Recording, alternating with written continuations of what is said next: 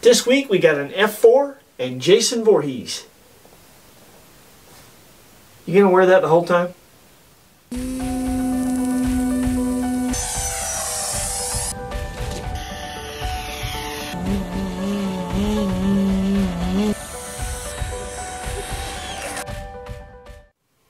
What's up, everybody? You're watching Model Aviator. My name's Adam, and this is my buddy Dustin.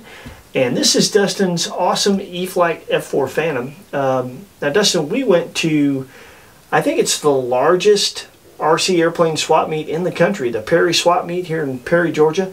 And why don't you tell us what you picked up, what kind of deal you got on it? All right, this is a E-Flite F-4 Phantom, the 80mm one. And I was looking for something that I could upgrade to and put a tail hook on, actually. I had an old Corsair, and I put a tail hook on that just to try to see if I could do like a arrested landing like a carrier. And it worked a lot better than I thought it would. So this is going to be the next step up from that. It is a little cheaper than I would have gotten it off the shelf, so that worked out pretty well at the swap meet. So that was the goal. Yeah, that's cool. The little Corsair, it's the old Park Zone. I think the first Corsair they came out with, right? Yep. And it's been road hard and put away wet. Dustin's probably got 1,000 flights on that thing, and it does not fly good anymore. And the day that he got me out there and I was trying to do some carrier landings with it, was really windy. It's addictive. Yeah. At the challenge, it's really, really fun. But this will be a whole different world. This flies way better than that Corsair. Yeah, the Corsair, putting the tail hook on it and putting the servo back there didn't help the tail weight. And because it was old and kind of a beat up airplane, I just didn't really fix it. So it makes it more challenging, to Adam's point. Yeah, and you got, what now, explain the system. You using like a Zebco reel or something? Yep, it's about a $7 Zebco reel from Walmart, and I've got it mounted to a little PVC stand, and I strand it across the runway, and the hook comes down and catches some, it's not monofilament, some tri-line, and that way you can adjust the drag of the cable pretty easily. It works pretty well. That's cool. So for the different weight and speed airplane, you can make the necessary adjustments to keep from ripping the tail off. Mm-hmm. That's helpful. Yeah. So that's cool. So what you're going to see today is Dustin's Maiden on this airplane. Dustin's a really experienced pilot. A lot of times on our channel you see me doing the Maiden for somebody else. So Dustin did the Maiden on the F4 and then was nice enough to hand the transmitter over to me and let me have a turn on it. First F4 I ever flew.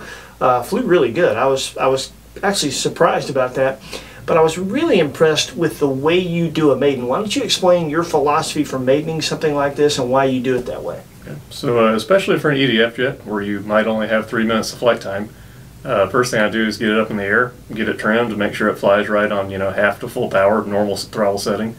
And as soon as I get it trimmed, I immediately lower the power and put the flaps down and get it in the landing configuration and fly around like that and see how it flies. Do a few laps like that and do a few stall tests. Once I know how it's stalled, I know how it flies slow, then I feel comfortable enough to bring it in and try to do some landing approaches. And about that time, it's usually been 2 or 3 minutes, so at that point I just try to get it on the ground, and that's the end of the test flight. Yeah, that's the way to do it. And test flight, that's the key word. A lot of people don't approach Maidens as test flights, but that's exactly what it is. And a stall test is just a really good thing to do during your first flight with any airplane, even if it's a known airplane. The difference, Dustin, in somebody's setup, the amount of throw or where the balance point is, can change the way an airplane stalls, can't it? Yep, sure can.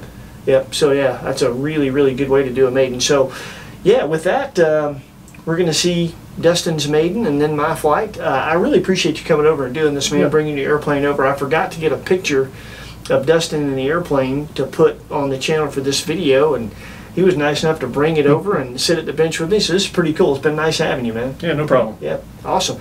So we'll be bringing you more about the tailhook stuff as that progresses, so you'll definitely see that. But for now, enjoy Dustin's Maiden and my flight.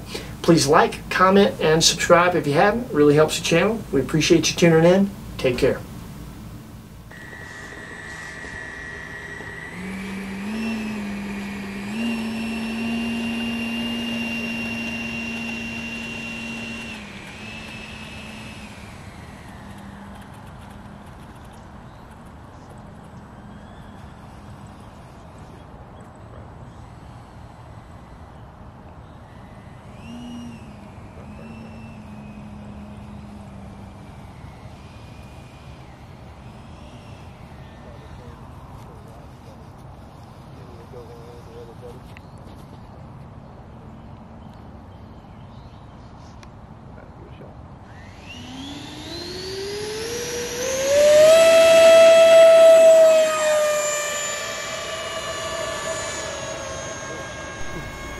Dustin and I both found that the F4 responds to elevator on takeoff a little bit different than most.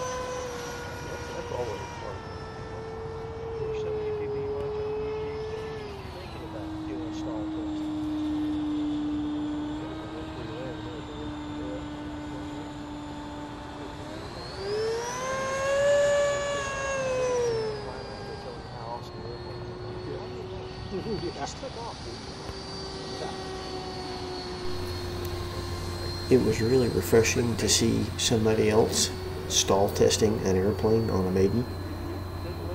It always boggles my mind how few people do that, and that's pretty useful information to have.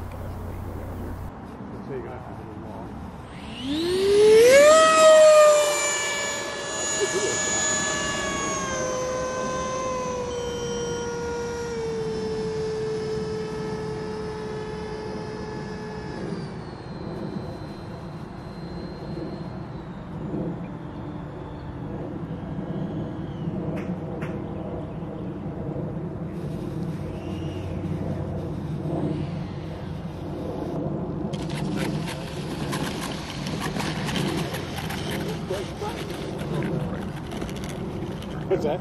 There's the brake, steering brake. Yeah. Just like that. That's why it's actually pretty good. Brakes are pretty good, just got to motor every once in a while.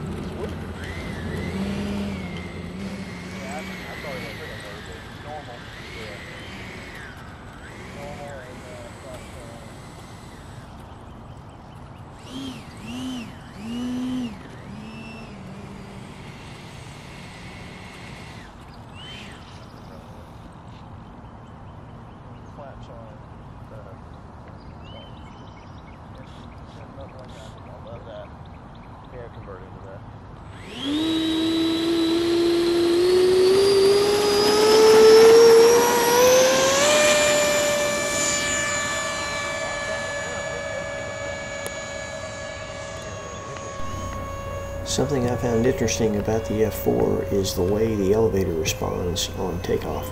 And that's really the only part of the flight envelope where it responds that way. Even after the plane was completely dialed in, elevator feels normal, so to speak, everywhere else, but on takeoff, it doesn't respond as quickly as you think it's going to, and by the time it does, it's a bit of a surprise.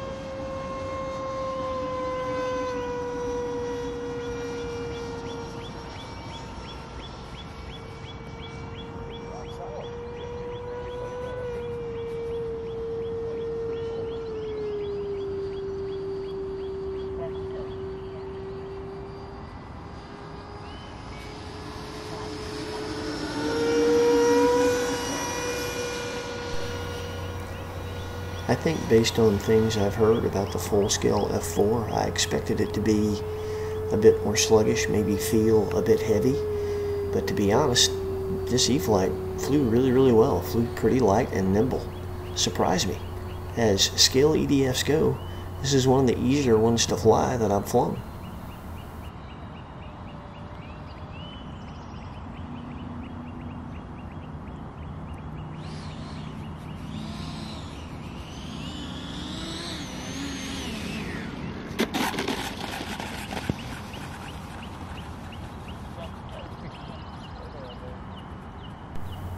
You do not want to miss next week's episode. It is one of the most fun and challenging things I've ever done with an RC airplane.